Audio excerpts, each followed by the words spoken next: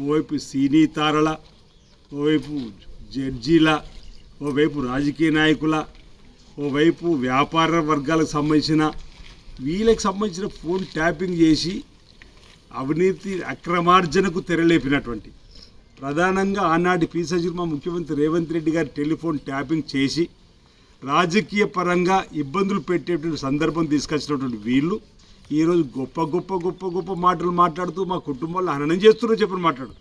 మీకు వచ్చేవరకే కుటుంబాలు కానీ ఇక మాకు కుటుంబాలు లేవని అడుగుతున్నా. అక్కడ మా ముఖ్యమంత్రి రేవంత్ రెడ్డి గారు బిడ్డ ఎంగేజ్మెంట్ కోసం వద్దామంటే కూడా కోర్టులో అడ్డుపడ్డటువంటిది మీరు కాదా అని అడుగుతా ఉన్నా.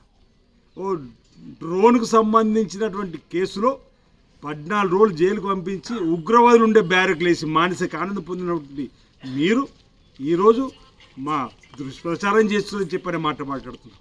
ప్రభాకర్ రావును అడ్డు పెట్టుకొని మీరు ఆడిన నాటకం బయటపడిన వేళ జరుగుతున్నటువంటి విచారణలో పోలీసులు సహకరించాల్సి పోయి ఈరోజు లోపలికి వెళ్ళి ఏం మాట్లాడుతుందిగా నేనే ఎదురు ప్రశ్నలు వేసినని చెప్పని గొప్పలు చెప్పుకునే ప్రయత్నం చేస్తున్నాను.